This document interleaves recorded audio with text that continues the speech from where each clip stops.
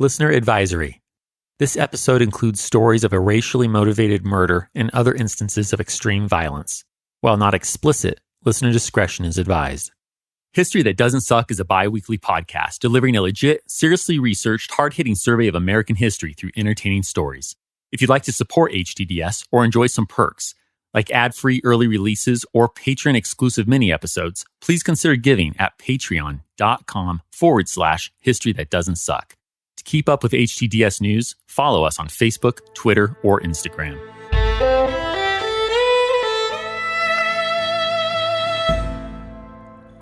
It's late July, 1864, and the 48th Pennsylvania is making military history. No army has ever dug a tunnel longer than 400 feet in length. It's impossible. Too many ventilation challenges. The men digging would die. Or so said General George Snapping Turtle Meade and Army of the Potomac Chief Engineer Major Duane.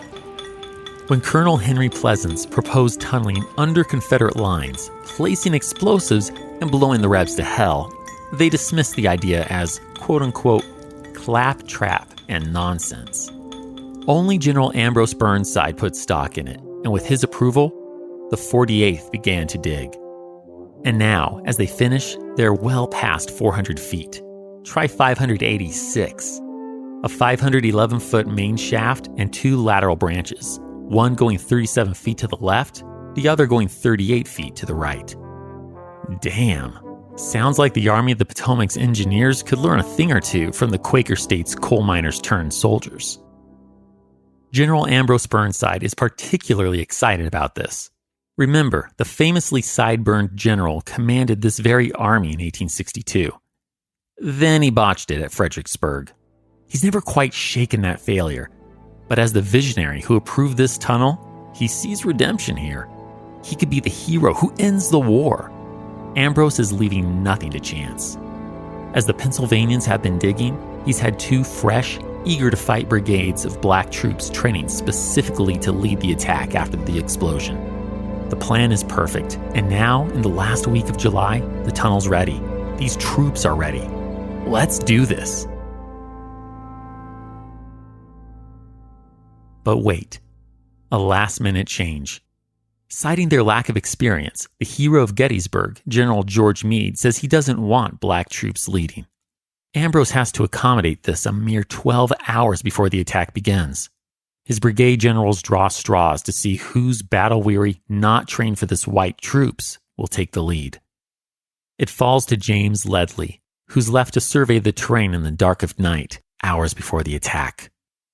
Okay, again, let's do this. It's now 3:30 a.m., July 30th.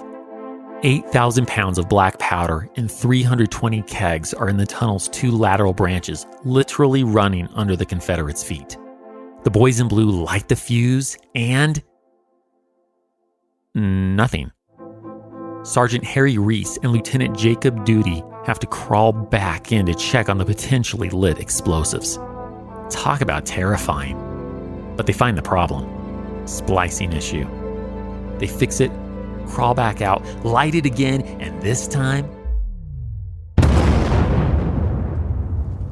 At 4:45 a.m., the earth under a Confederate regiment swells, then explodes like a volcano.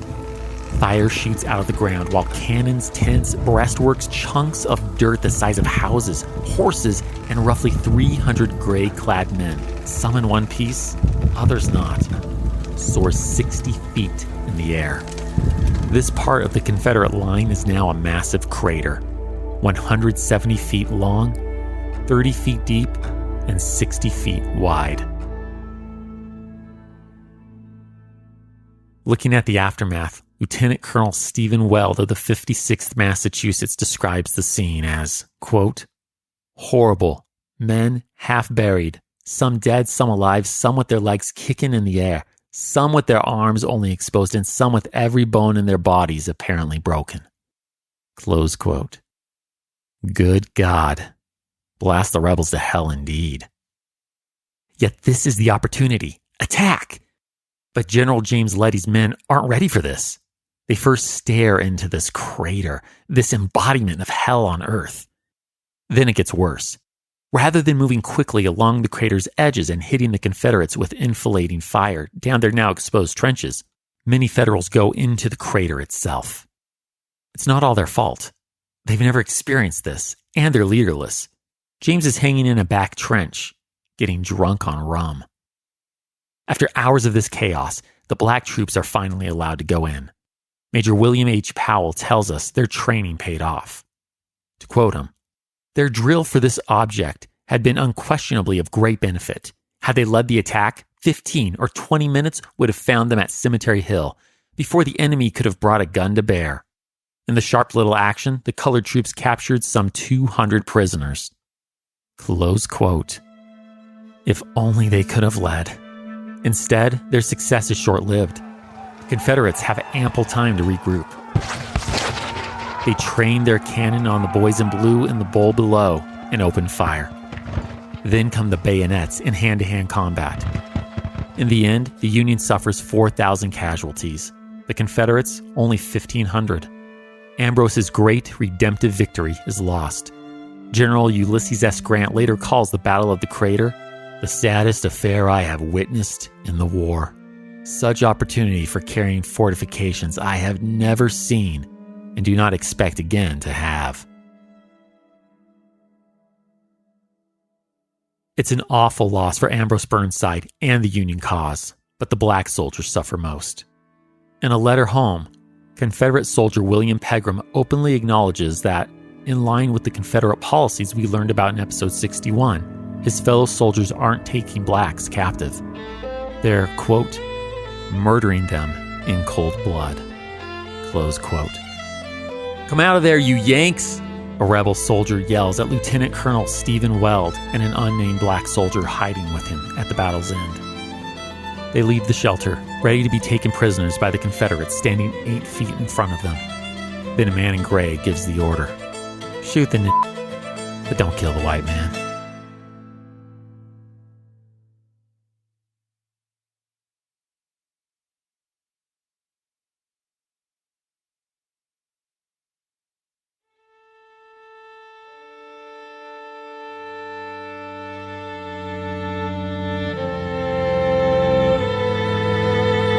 Welcome to History That Doesn't Suck. I'm your professor, Greg Jackson, and I'd like to tell you a story.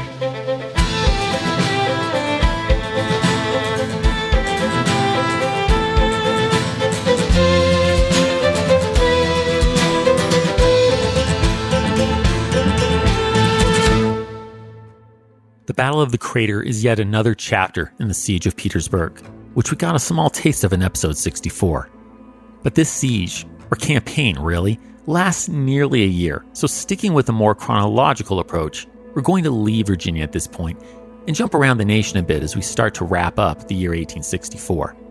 To start, we'll head down to Mobile, Alabama, and find out what happens when Union Admiral David Farragut meets a Confederate fleet, 2 well-armed forts, and a bay full of torpedoes. After that action, I'll take you farther west. 2 factions called Jayhawkers and Bushwackers are carrying out some of the most horrific violence of the whole war and setting the stage for the Wild West. Finally, we'll head back east to Tennessee, where Confederate General John Bell Hood is leading a daring campaign. Can he break through Union lines and make it to Kentucky, or will the Union break him? So with no further ado, let's get going on our tour of the late 1864 divided states.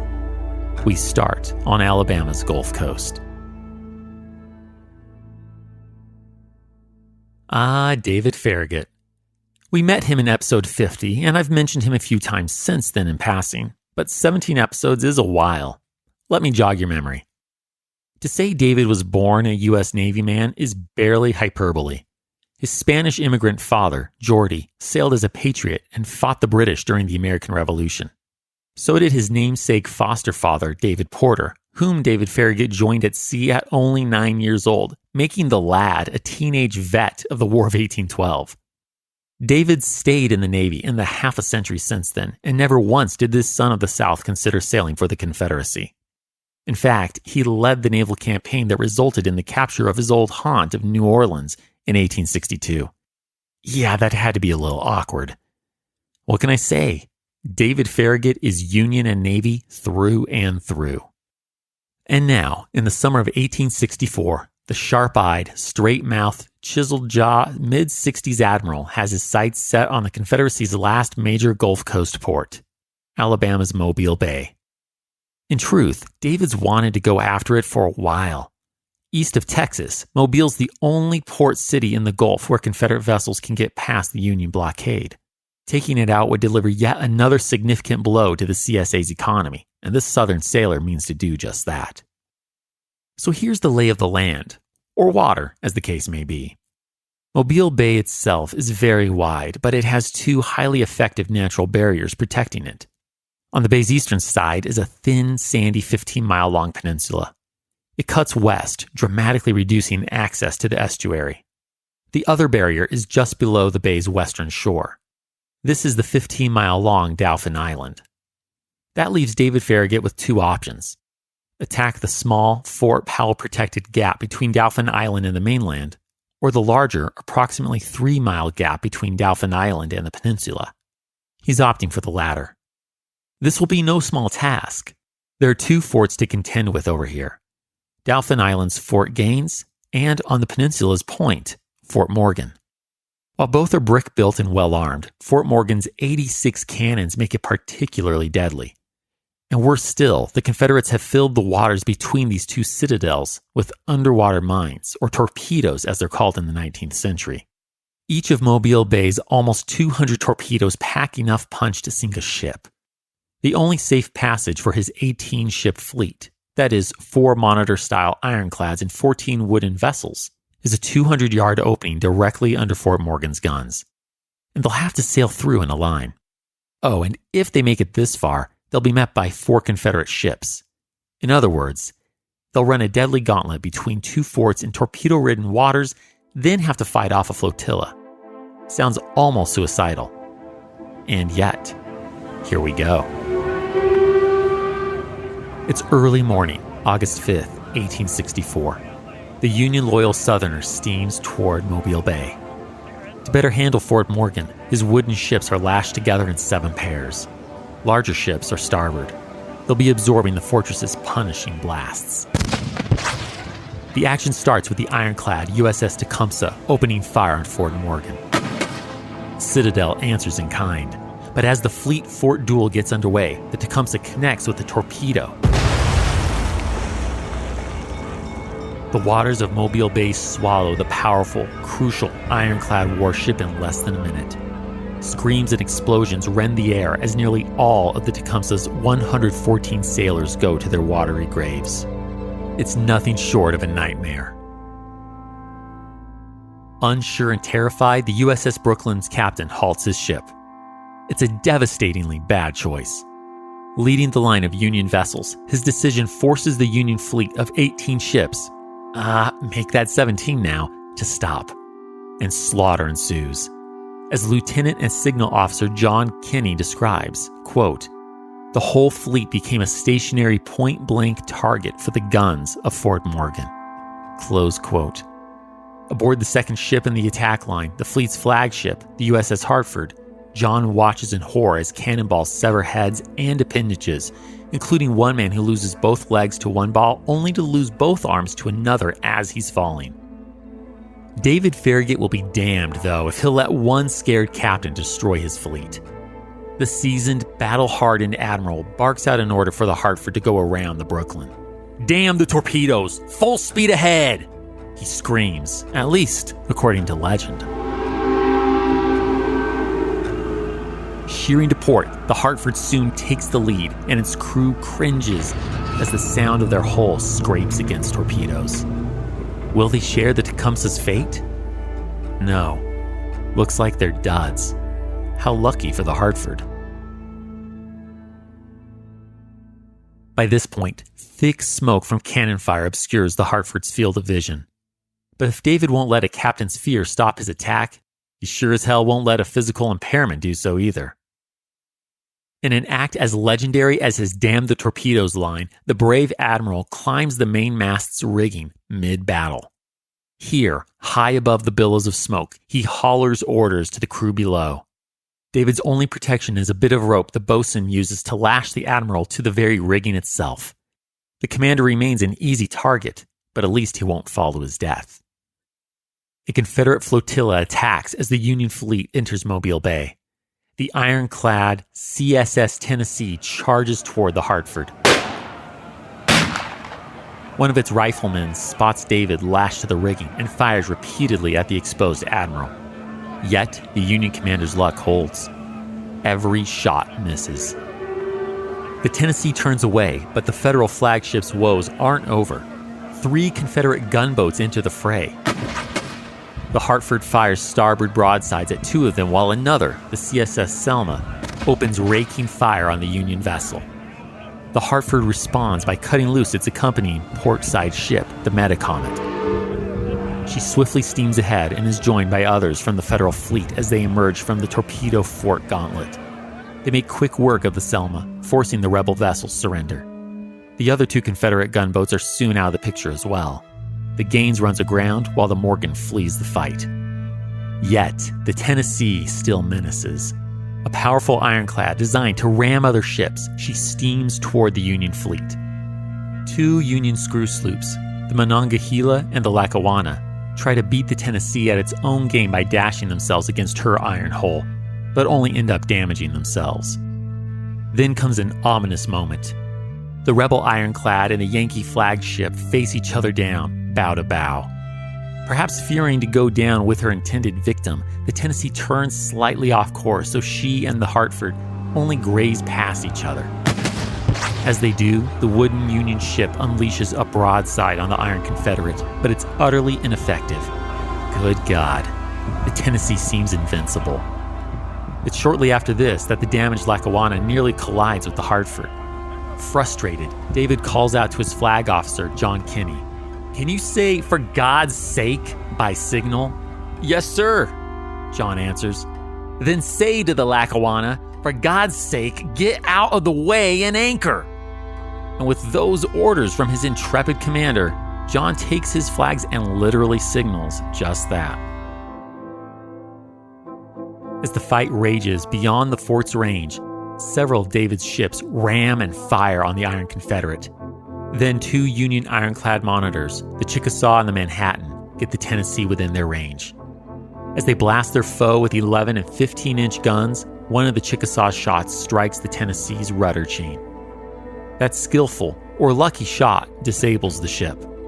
Cheers erupt from the Union sailors, but they're sobered by the carnage that greets them upon boarding the silenced iron behemoth. The Manhattan's lieutenant will later recall that the Tennessee's decks, quote, looked like a butcher shop. One man had been struck by the fragments of one of our 15-inch shot and was cut into pieces so small that the largest would not have weighed 2 pounds. Close quote. Sitting 20 miles or more north and secure at the head of the bay, the actual city of Mobile will remain in Confederate hands until the effective end of the war. But that doesn't really matter. The Confederates have lost the battle. The smaller fortification at the bay's sole other entry point, Fort Powell, falls that afternoon. General Gordon Granger's men then support the Union fleet in taking out the other 2 forts. Fort Gaines will fall a few days later on August 8th, while Fort Morgan hangs in there until the 23rd. 2 forts and a flotilla in torpedo-laden waters should have been a death sentence.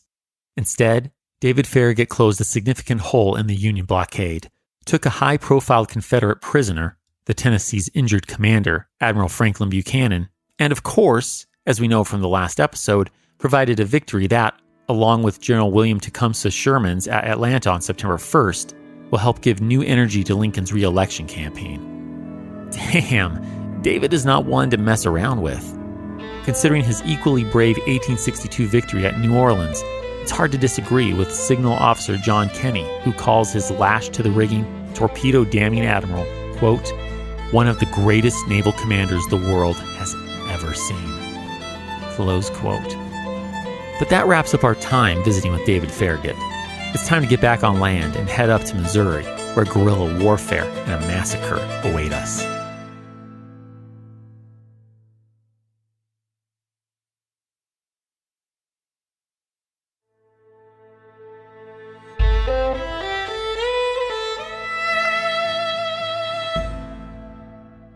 Missouri might not be home to Gettysburg, Vicksburg, Fredericksburg, any of the famously bloodied burgs. But don't be fooled.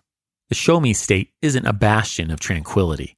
In the absence of epic battles between mighty armies, Missouri of 1864 is experiencing gruesome guerrilla warfare. Let me give you a little context. Missouri has been at the center of the fight over slavery since its birth as a state. You may recall from episode 27 that when it applied for statehood, there was a big row over whether it should be free or slave. It ended with a compromise that brought Missouri into the Union as a slave state and set the free slave boundary of future Louisiana Purchase territory at parallel 3630. This held until Missouri's next-door neighbor, Kansas, applied for statehood in 1854.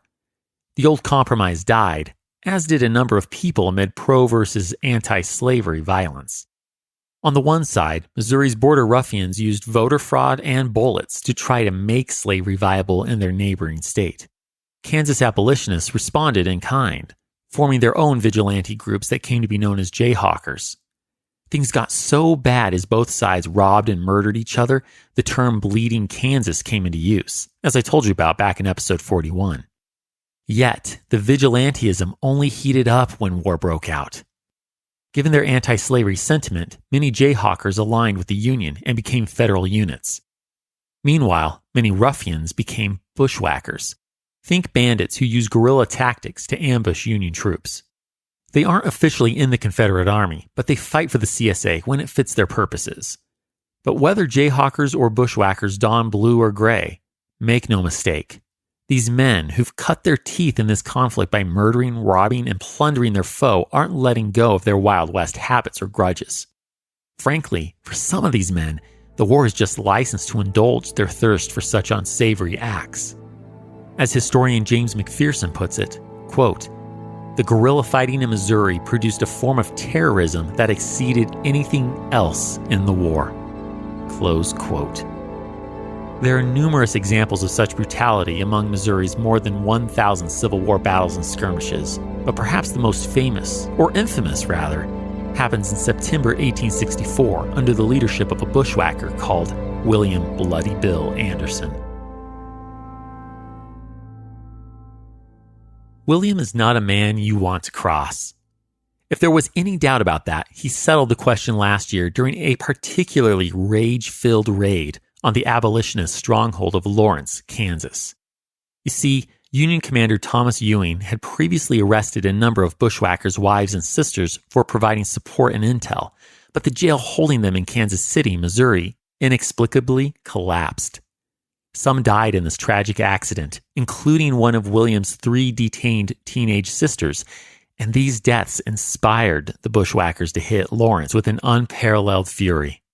"Kill every male and burn every house," their leader, William Clark Quantrill, instructed, and on August 21st, 1863, they did their best to live up to that.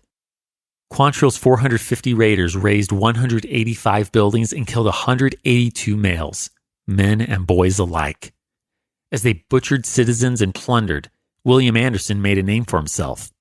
Literally. That's where he picked up the moniker, Bloody Bill. It's now September 27th, 1864, and a bearded, long-haired William Bloody Bill Anderson is in a foul mood. Not only has his sizable posse suffered some setbacks in recent days, 6 of his men were killed and scalped by federal troops, likely Jayhawkers. But he's tired of waiting on Confederate General Sterling Price. He decides to move on the small rail station town of Centralia. It won't necessarily help the Confederate cause, but he might get news of the general, and he wouldn't mind plundering the 100 or so people who live there. They arrive in Centralia at 10 a.m. The homes and stores provide little of value, though one boxcar on the railroad proves a nice find. It contains boots. Half of these bushwhackers wear stolen Union blue coats already, so they'll happily wear Union boots as well. Better still, whiskey. A barrel of it. Bloody Bill and his men drink deeply. Some of the inebriated bushwhackers then hold up a carriage. With guns drawn, they loudly demand, "Out with your pocketbooks! We are Southern men and Confederate sympathizers. You ought not rob us." The soon walletless passengers protest. "What do we care? Hell's full of all such Southern men. Why ain't you in the army or out fighting?" Yeah, don't mistake Bloody Bill's posse for ideologues. If anything, they're opportunists. And speaking of opportunity, here comes a train. It's about 12 noon when the conductor sees the bushwhackers ahead. There's probably 80 or so at the train station. Some are stacking railroad ties on the track to force him to stop the train. Others are riding around the slowing train in their stolen blue coats, shouting, firing off their handguns, and otherwise instilling fear in the train's horrified 125 passengers. Their aggressive war cries blend with the terrified screams and sobs of women and children looking at the gun-toting bandits through the train car's windows. The bushwhackers board the train. They go from car to car, taking jewelry, watches, pocketbooks, or anything of value. They fire their guns into the ceilings, yell and swear at the passengers while the scared children sob. Bloody Bill opens the safe and relieves it of the $3,000 inside, while the future famous outlaw brothers, Frank and Jesse James, are among those who find a suitcase filled with cash. "Good God! Here's thousands of greenbacks!" Frank exclaims. He's right. It's about $10,000. "Are there soldiers on the train?" one of the bushwhackers calls out. The passengers admit, yes, there are, but they're all unarmed. And that's true. The 23 soldiers on the train have been discharged, or they're on leave from General William Tecumseh Sherman's army, which is currently fighting in Georgia. These men are simply headed home. The bushwhackers charge the Union soldiers' coach. "Surrender! Surrender! Surrender quietly, and you shall be treated as prisoners of war," one of the bandits hollers. "We can only surrender as we are totally unarmed," a soldier replies. Bloody Bill presses all the passengers onto the train platform while forcing the soldiers to exit onto the flat open plain. Bushwhackers surround the Union men. "Take off your uniforms. Strip." Obeying the order, the soldiers begin removing their blue uniforms and their boots. One soldier, Bill Barnum, requires help. It's not easy being stripped of your clothes while on crutches. Another unfortunate is a German immigrant who speaks poor English and had the great misfortune of wearing a blue shirt that passes for Union blue. As this plays out, bushwhackers take another pass at robbing the passengers, shooting one well-dressed man. Amid the screams and cries of his mother and all the children in the crowd, his dead body drops on the tracks. The soldiers are now told to line up. Is this it? Are they going to be killed? Some pray. Others plead for their lives. "What are we going to do with these fellows?" Little Archie Clements asks. "Parole them, of course," Bloody Bill answers. "I thought so. You might pick out 2 or 3, though, and exchange them for Cave." Yeah, maybe they could trade back for their fellow bushwhacker, Cave Wyatt. Bloody Bill agrees and hollers, "Boys, have you a sergeant in your ranks?" No response. "Have you a sergeant in your ranks?" the 24-year-old commanding bushwhacker forcefully repeats. "If there be one, let him step aside." Sergeant Thomas Goodman is sure whoever steps forward is as good as dead. Maybe lucky at that, frankly. What will happen? Torture? Then death? He won't let it happen to one of the other sergeants. Wearing nothing but his underwear, he steps forward and is quickly whisked away by 2 brutes. "You Federals have just killed 6 of my soldiers, scalped them, and left them on the prairie. I will show you that I can kill men with as much skill and rapidity as anybody. You all are to be killed and sent to hell. That is the way every damned soldier shall be served who falls into my hands." Amid cries to God, sobs, and others who choose stoic silence, roughly 25 bushwhackers fire their revolvers. They're only half successful. A dozen men stagger and try to flee. Except Val Peters, that is. The massive, powerfully built, naked soldier charges at his executioners. Blood gushes from his wounds as he pushes past them. He hides in the train depot.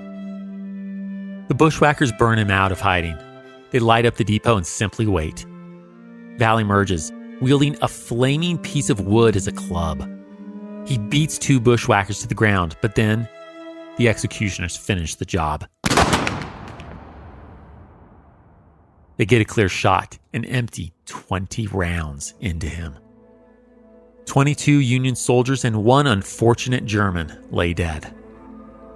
The bushwhackers scalp the corpses, leave fire burning at the depot, and force the engineer to send his lit-up, flaming train steaming down the track with the whistle sounding, and not a soul on board. Bushwhackers made canteens of the new boots to haul the whiskey, and they put the almost bare Sergeant Thomas Goodman on a mule. "Hellfire's too good for you, you son of a bitch," they taunt while pointing their guns at him. Bloody Bill and his men stop another approaching train. They force it to run over a dead soldier, severing the corpse's legs. After setting this train on fire too, the bushwhackers ride off with their captive sergeant. Drawn by the billowing smoke over the town, Union Major Ave Johnston and his 39th Missouri Mounted Infantry ride into Centralia. They arrive around 3 p.m. and are overwhelmed at the sight and smells of the dead, scalped soldiers. Now the Major has some green men. Bloody Bill and his boys are seasoned soldiers. The Major's Union force is just over 150 strong. In full force, the bushwhackers number 300 to 400. In other words, a federal offensive is not the logical choice right now, but the strong-headed Major won't let this stand. He leaves a few dozen troops in Centralia and takes 120 or so out to fight Bloody Bill and his gang. The rookie cavalry soon spot 10 riders. An easy target. They pursue until they've ridden about 2 miles outside of Centralia. Then, across an open field, the 39th Missouri sees bushwhackers at the tree line by Young's Creek. They number 80. The Union men still have the numbers 2-1. Yet, to Major Ave Johnston's surprise, they appear not to be fleeing, but to be preparing to charge him. The Major orders his men to dismount and prepare to receive them with bayonets. "My God, the Lord have mercy on them. They're dismounting to fight," a bushwhacker exclaims. It seems they disagree with their Union adversaries' approach. All sit in silence for several minutes. Frustrated, the Major yells at his foe, "We are ready! Come on!" And they do. Bloody Bill twirls his hat, and at that, his 80 men pull back the hammer on their revolvers in unison. Then slowly, they advance. But as they draw close, the Union soldiers realize more bushwhackers whom they hadn't seen earlier are merging on their flanks. "Charge!" Bloody Bill yells. Union soldiers in the back flee while the inexperienced ones in the front fire irregularly and with little thought for aim. They hardly hit a man as the far more numerous and mounted bushwhackers swiftly close in on them from 3 sides. Some Federals cry for mercy, others fight with the bayonet. When a bullet ends their commander's life, the battle falls silent for a moment. The bushwhackers dismount and advance on the surrendered Federals with swords, bayonets, and knives in hand. Here again, the bushwhackers kill and mutilate their foe, severing heads to place on fence posts and removing ears and eyes. Nearly the entire 39th Missouri is wiped out. Added to the unarmed soldiers on the train, that's a death count well over 100. Bloody Bill loses 3 men. Small numbers for the Civil War, we both know that. But the massacre and the Battle of Centralia not only demonstrates how gruesome the fight is in Missouri, this fateful September day also numbers among the most lopsided engagements of the whole war. Bloody Bill will get shot in the head next month. He dies a villain in the North and a hero to some in the South. Bloody Bill and other bushwhackers will be romanticized, as will their equally violent Jayhawkers. Indeed, let's remember that while I've elected to tell you this, one of the most incredible tales of Missouri's violence, don't mistake the Union/Jayhawkers as saints. The shoe can be and is found on the other foot.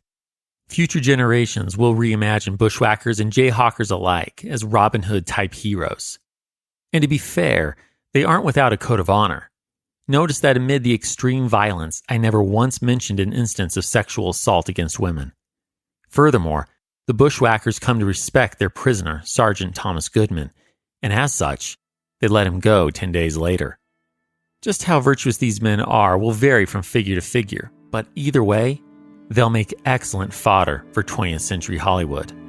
I mean, Who doesn't enjoy listening to Clint Eastwood ask, "Are you going to pull those pistols or whistle Dixie?" But let's not get ahead of ourselves. We'll have plenty of time to explore the lives of the Wild West's Civil War-trained outlaws and see where facts meet or depart from silver screen legend once this mighty conflict is over. For now, we need to visit one last crucial 1864 campaign, and that means heading back east a bit. An entire army is about to meet its effective end in the state of Tennessee.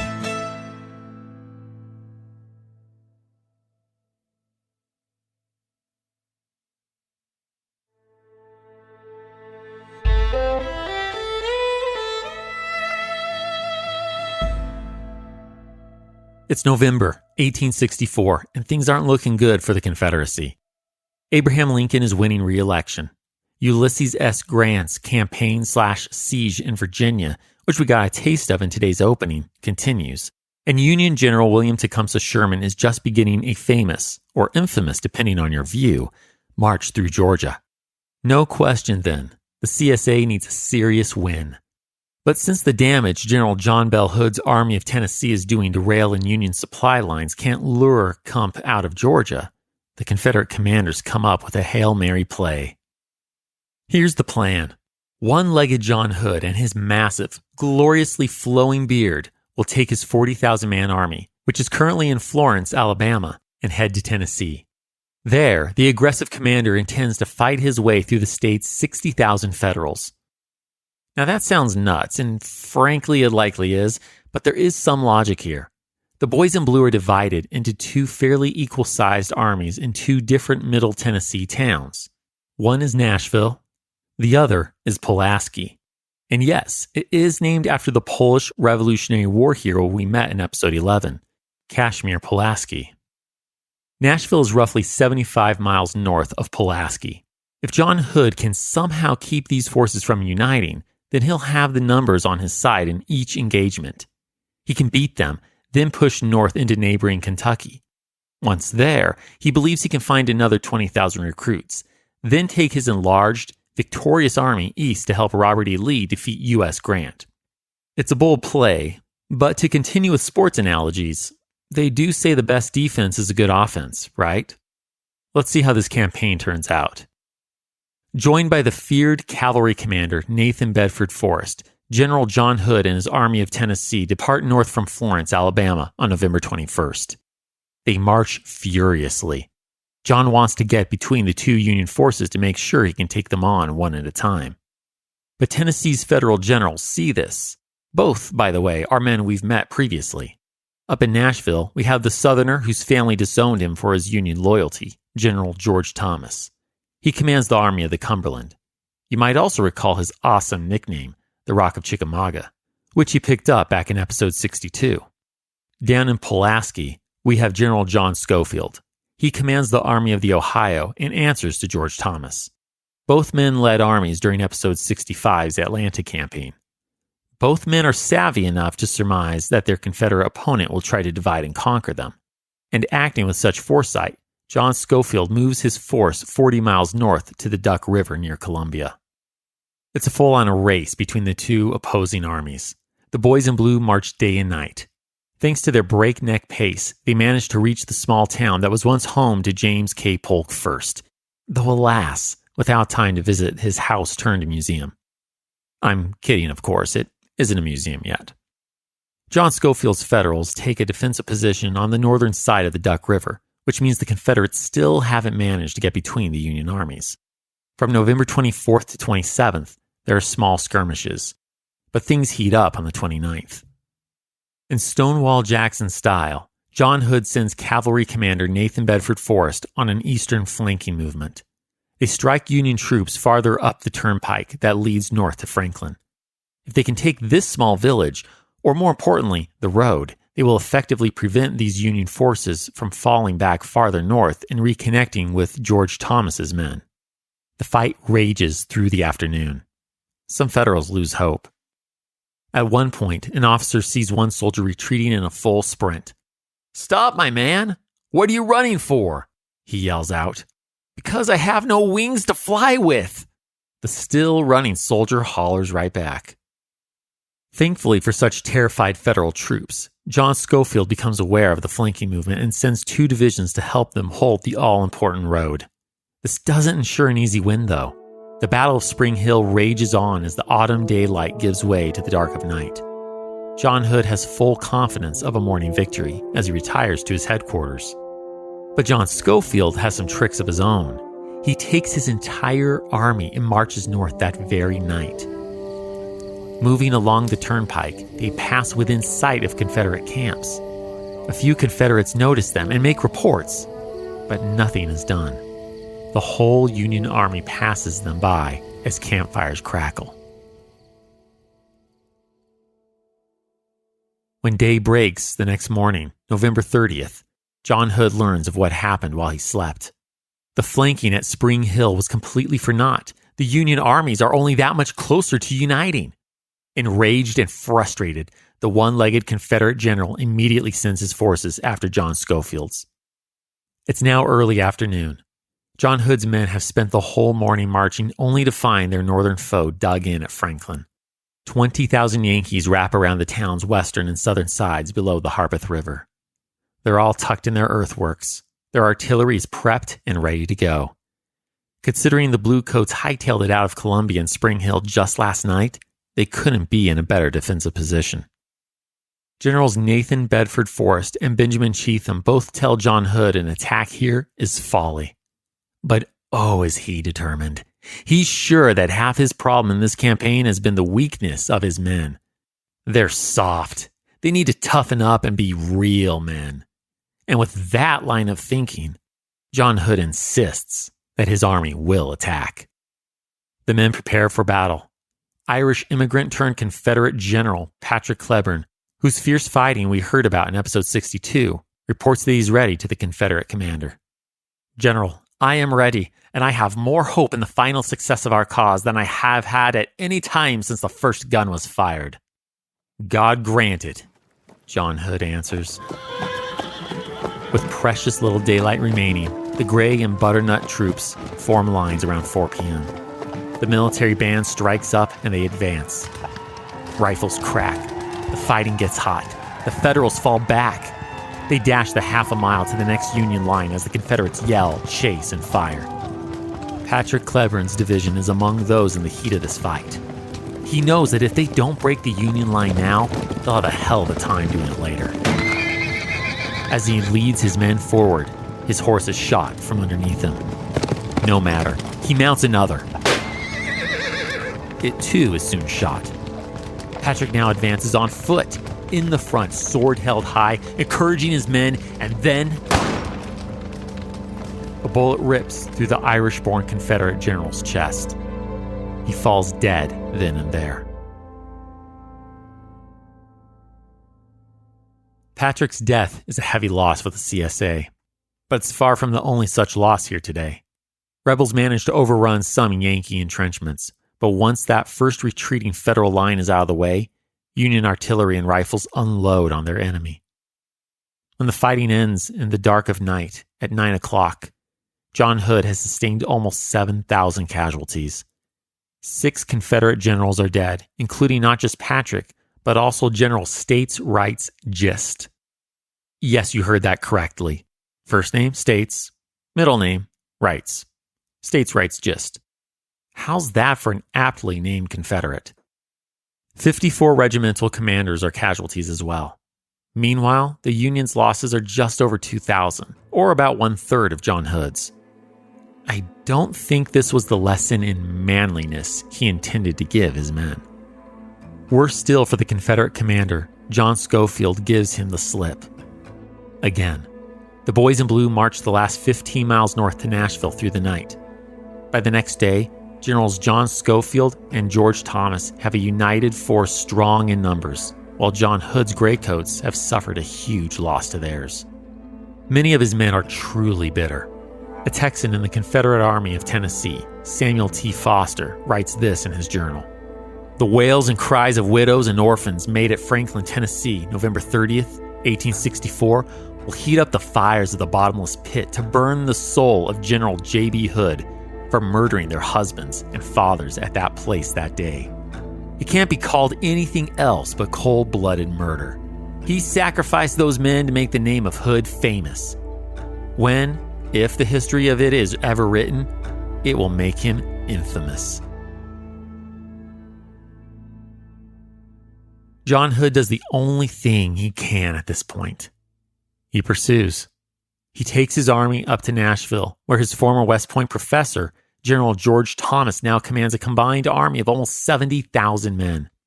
A Confederate offensive would be insane, and it seems that even John Hood understands that after what just happened at Franklin. And so, he sits outside the Union-held state capitol and waits for the Yanks to come to him. To his surprise, though, the days pass. No attack comes. And why not? Ulysses S. Grant and the bigwigs in Washington start to get nervous. On December 6th, Ulysses wires the following order to George Thomas. Attack Hood at once and wait no longer for a remount of your cavalry. There is great danger of delay.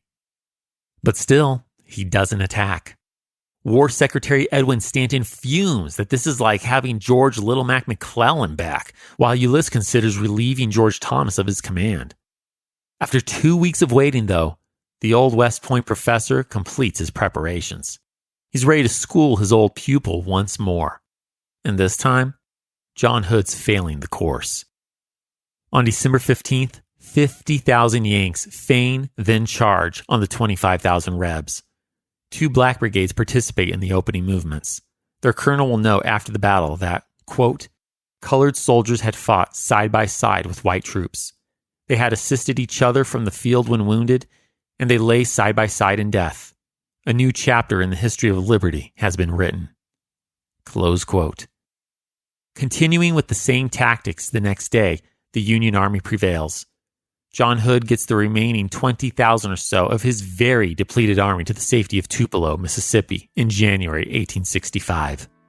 Understandably, he then resigns. The momentum has shifted several times in this years-long war, but as is the case here in Tennessee, it's decidedly with the Union as we end 1864. We're almost ready to charge into the last few months of battle in the year 1865. But one chapter remains before we do so. Union General William Tecumseh Sherman's march to the sea. It's not a story to rush, though. So join me next time as we follow Kump on a scorched earth campaign that will smolder in the hearts of some for decades to come. History That Doesn't Suck is created and hosted by me, Greg Jackson. Researching and writing by Greg Jackson and C.L. Salazar. Production by Airship. Sound design by Derek Behrens.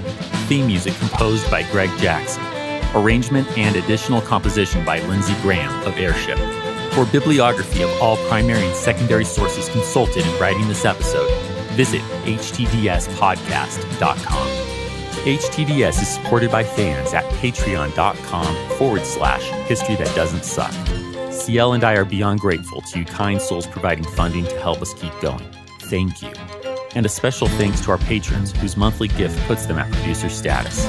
Will Caldwell, Jason Karstens, John Frugal Dougal, Michael and Rachel Ercolini, Bob Drazovich, Keith Downer, Drew Hill, Andrew Fortunati, Bryce Hancock, Brad Herman, Dex Jones, John Leach, Jeffrey Moose, and Brandon Shaw.